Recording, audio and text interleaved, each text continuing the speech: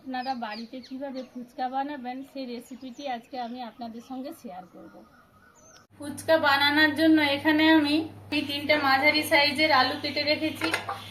এখানে মটরগুলো ভেজানো আছে, কারি পাতা, বিট লবণ, ধনেপাতা, গাজর, ছোলা, আর এটা গন্ধরাজ লেবু আছে, আর এখানে জলজিরা, এখানে শসা, পেঁয়াজ, কাঁচা লঙ্কা।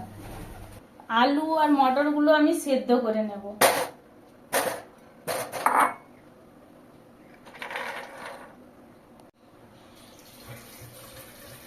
আমি একটু লবণ দিয়ে দেব।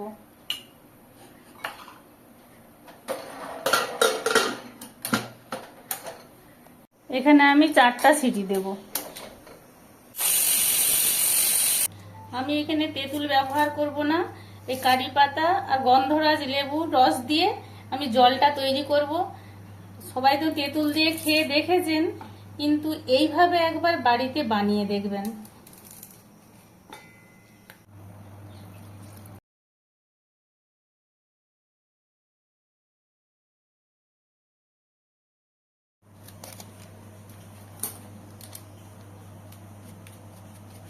জল জিরাটা দিয়ে দিলাম।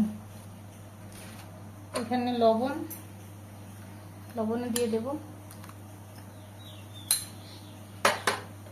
গন্ধরাজ লেবু আমি রসটা দিয়েছি, এইভাবে কেটেও দিয়ে দিলাম।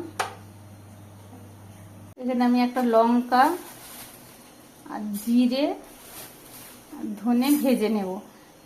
ভেজে গুঁড়ো করে ফুচকার যে জলটা রেডি করেছি ওই জলের মধ্যে মিশিয়ে দেব।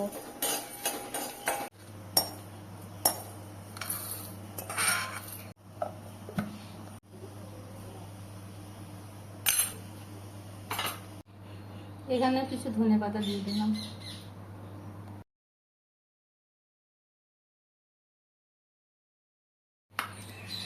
চামচে করে ভেঙে নিচ্ছি, আলুটা খুব গরম সেই জন্য।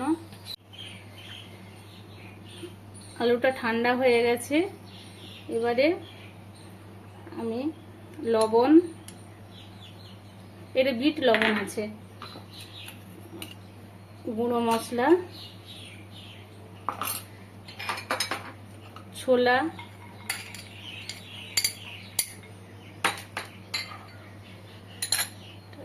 এখানে গাজর,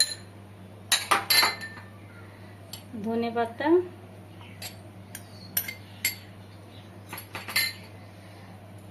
কাঁচা লঙ্কা, পেঁয়াজ, শসা এবং লেবু সব দিয়ে মেখে নেব।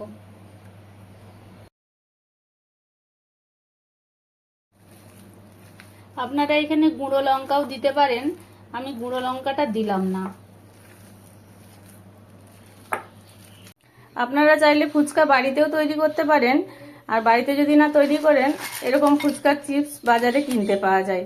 আমি ফুচকা চিপসগুলোকে আমি রোদে দিলাম না, রোদে দিলেও ভালো হয়, শুকনো ভেজে একটু সেঁকে নেবেন। এখানে আমি সানফ্লাওয়ার তেল নিয়েছি, তেলটা গরম হয়ে গেছে, আমি ফুচকার চিপসগুলো দিয়ে দেব। আপনারা যদি মনে করেন সর্ষের তেলেও ভাজতে পারেন।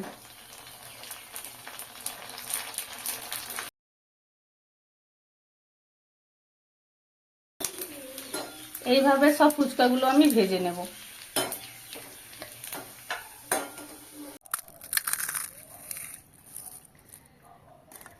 কয়েকটা ফুচকা এই আলুর মধ্যে আমি ভেঙে দিয়ে দেব। আমি ভালোভাবে মেখে নেব।